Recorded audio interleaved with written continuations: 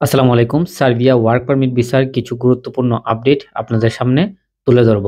বর্তমানে আপনারা সকলেই জানেন সার্বিয়ার যে ভিসা প্রসেস রয়েছে ওয়ার্ক পারমিট ভিসা থেকে শুরু করে সমস্ত ভিসার কার্যক্রম কিন্তু বন্ধ রয়েছে। কারণ বর্তমানে এখন ২৫ তারিখ ছিল খ্রিস্টিয়ানের বড়দিন এবং হচ্ছে ১ তারিখ নিউ ইয়ার। তো ওই ২ টা আপনার তাদের ভ্যাকেশন ২ টা ছুটি মিলিয়ে আপনার অনেকদিন পর্যন্ত কিন্তু এম্বাসি বন্ধ হয়ে যায়। তো প্রতি বছরই হচ্ছে এটা বন্ধ হয়। এবারও তার ব্যতিক্রম নয়। এবারও কিন্তু এম্বাসি একদম পুরোপুরি বন্ধ হয়ে গেছে। এখন পর্যন্ত কোনো ভিসার কার্যক্রম আপনার হচ্ছে না। ভিসা ডেলিভারি থেকে দেওয়া শুরু করে আপনার সমস্ত সবকিছু কিন্তু বন্ধ। শুধু তাই নয়, যারা ওয়ার্ক পারমিটের জন্য আবেদন করেছিলেন, ওয়ার্ক পারমিট ইস্যু হওয়া বা মানে বাকি যা আছে সমস্ত কার্যক্রম তাদের বন্ধ। তো অনেকেই আমার কাছে জানতে চেয়েছেন যে এম্বাসির যে কার্যক্রম সেগুলো আবার কবে থেকে ওপেন হবে এবং পুনরায় ভিসা ডেলিভারি থেকে শুরু করে সমস্ত কার্যক্রম চালু হবে।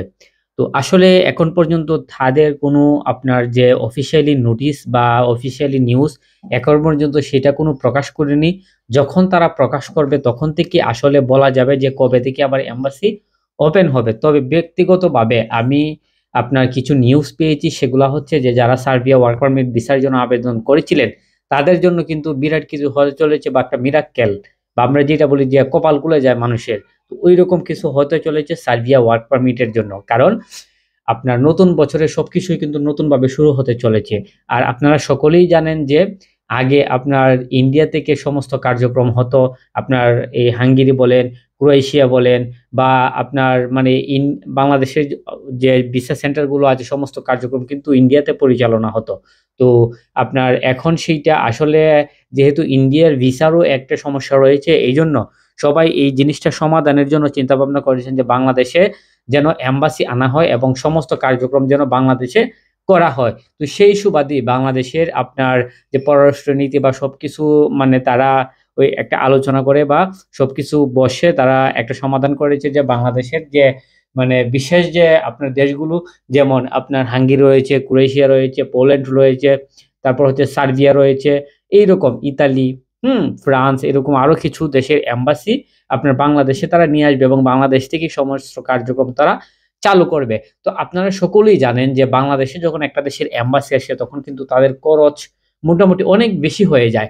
তো এই প্রেক্ষাপটে তারা ১ম অবস্থায় ভিসার রেশিও তারা বাড়িয়ে দেয়। কারণ তাদের যে খরচটা হয়েছে যেন তারা সেটা উঠাতে পারে এবং তাদের এম্বাসি কার্যক্রম সেটার জন্য সুন্দরভাবে অগ্রগতিতে ভাবে মানে আস্তে, আস্তে চালিয়ে যেতে পারে।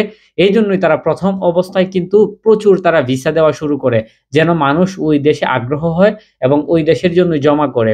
তো মানে ওই ধারাবাহিকতা থেকে আমি বলতেছি বা আমার নিজস্ব পার্সোনালিটি থেকে আমি বলতেছি যে বর্তমানে ২০২৫ সালে অর্থাৎ নতুন বছরে কিন্তু ভিসার রেশিও খুবই ভালো হবে।